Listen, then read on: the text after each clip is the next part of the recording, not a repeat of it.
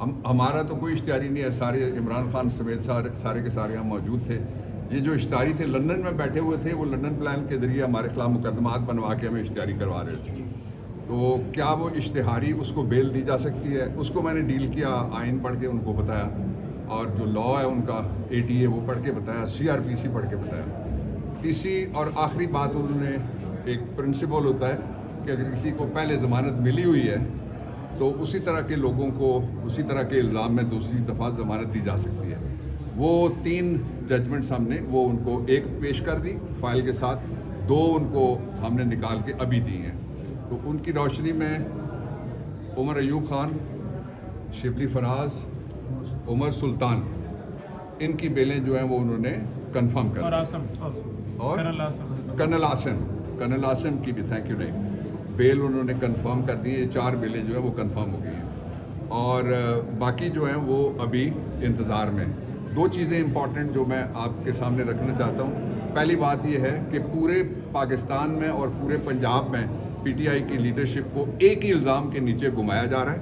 शर्म करनी चाहिए इस पूरे निज़ाम को और उसके सहूलतकारों को और उसके जो सियासी अदाकार हैं सबको, इसलिए कि वो इल्ज़ाम उमर अयूब खान की हद तक नहीं बल्कि केस की हद तक वो इल्ज़ाम सरगोदा की अदालत ने 2 दफ़ा मुस्तरद कर दिया। इल्ज़ाम ये है कि शादमान पुलिस स्टेशन के 3 एहलकार थे जो साजिश सुन रहे थे।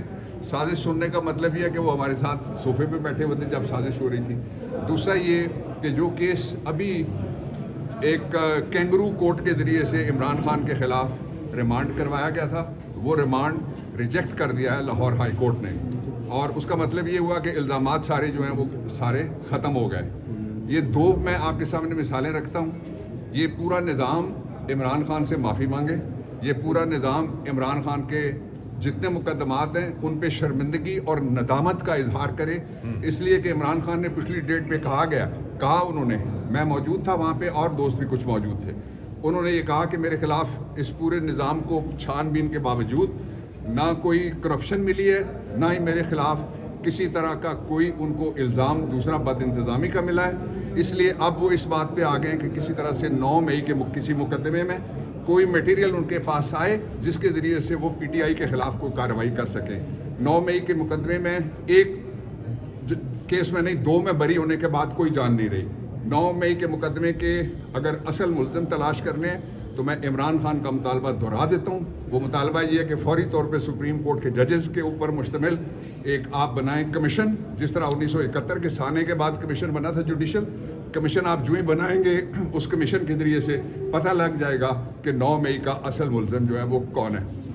उमर अयूब साहब ये बताइएगा, एक तो नईमुर रहमान साहब ने आपको दावत दी है, दूसरी आप पार्लियामेंट की सबसे बड़ी जमात बनने जा रहे हैं, तो क्या आप अपोजिशन से हाथ मिलाएंगे?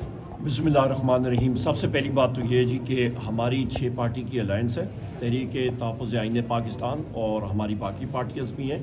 जो भी बात होगी हम लोग पार्टी प्लेटफॉर्म पे करेंगे, जिसकी सदारत इस वक्त महमूद खान अचकज़ई साहब कर रहे हैं। Point number 1। पॉइंट नंबर 2, यहाँ पे मैं अपने साथी और बड़े भाई डॉक्टर बाबर अवान साहब का बेतहाशा शुक्रगुज़ार हूँ कि जिस तरह इन्होंने वकालत की और अल्हम्दुलिल्लाह जो ये बेल्स मिली हैं। तीसरी अहम बात ये है कि ये चीज़ साबित हो रही है कि ये सब के सब फिक्टिशियस केसेस हैं, इनमें कोई सदाकत नहीं है। चौथी अहम बात यह है कि आज अखबार में मैं पढ़ रहा था, बल्कि कल के अखबार में था, कि हुकूमत पुश कर रही थी कि जी 9 मई के जो लोग थे उनको सज़ा देनी चाहिए। कैंगरू कोर्ट की तरफ ये चल रहे हैं। सबसे अहम बात यह है, मैं फिर दोहराता हूँ, वज़ीर-ए-आज़म इमरान खान साहब से मेरी और हमारे पार्टी के मेंबरान की मीटिंग हुई थी पिछले जुमेरात में भी, और वही डिमांड हम लोग यहाँ पर रखना चाह रहे हैं कि भाई जुडिशल कॉम्प्लेक्स के जो CCTV कैमरा फुटेज है वो सामने लाएं, और कमांडर हाउस का, GHQ का, इन सारी जगहों के CCTV फुटेज जो चोरी करके छुपाए गए हैं, एविडेंस को सप्रेस किया गया है, वो सामने आना चाहिए। उन्होंने मिसाल कैपिटल हिल अमेरिका के दी है, भाई जहाँ पे कन्विक्शन हुई है वो उस CCTV फुटेज पे हुई है। CCTV फुटेज होगी, दूध का दूध पानी का पानी होगा, पता लग जाएगा। इससे अहम बात यह कि आपकी आखिरी बात कि जो इस वक्त ये टेस्ट कर रहे हैं सिस्टम फायरवॉल का, ये बात याद रखिएगा, अभी फायरवॉल ये टेस्ट करेंगे तो जो इस वक्त के हुक्मरान हैं वो हमारे पीछे हवलदार बशीर को तो लगाएंगे, कल फिर हवलदार अल्लाह आएगा तो वो इनके ही पीछे लगेगा। बहुत शुक्रिया। शिबली फराज साहब جی دیکھیں، بنیادی طور پہ یہ جو کیسز جس کے لیے ہم آج آئے ہیں اپنی ضمانت کنفرم کرنے کے لیے، الحمدللہ بابر اول صاحب کی کوششوں سے اور ہمارے موقف کی سچائی نے اس کو ممکن بنایا کہ ہمیں ہماری بیلز کنفرم ہو سکے۔ دیکھیں، اب یہ جتنے بھی کیسز ہیں، چاہے وہ خان صاحب سے لے کر اور نیچے ورکرز تک، یہ سارے سیاسی بنیادوں پر ہیں۔ اس کی کوئی قانونی حیثیت نہیں ہے، اس کی کوئی مورل حیثیت نہیں ہے۔ یہ جو کٹ پتلی اپاہج بے ساکھیوں پہ چلنے والی حکومت، مائنورٹی حکومت جو کہ ہم پہ نافذ کر دی گئی ہے، ہم پہ مسلط کی گئی ہے، یہ کبھی 9 مئی کے پیچھے چھپ کے اپنی سیاست کرتے ہیں، دفعہ 144 کے پیچھے چھپ کے سیاست کرتے ہیں، MPOs کے پیچھے چھپ کے سیاست کرتے ہیں۔ ان کی کوئی سیاسی حیثیت ہے نہیں۔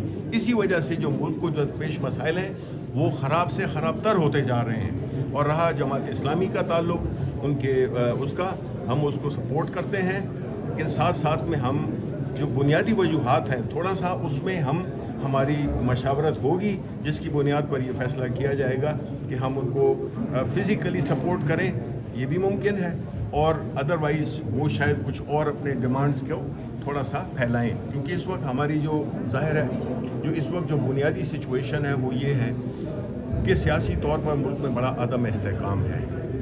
بجلی کے مسئلے، خاص طور پر مہنگائی کے مسئلے عوام کی کمر توڑ دی ہے، اور ہم اپنا اس کا ایک بھرپور کل ایک پریس کانفرنس بھی ہم انشاءاللہ کریں گے، عمر ایوب خان اور میں، جس میں کہ ہم یہ جو بجلی کا مسئلہ ہے اس کے بارے میں ہم اسے کہتے ہیں کہ ہوش رپا اس کا ہم اعلان کریں گے حقیقتوں کا، جس سے کہ یہ جو آج جو شور مچا رہے ہیں، جو کہ کچھوے کے آنسو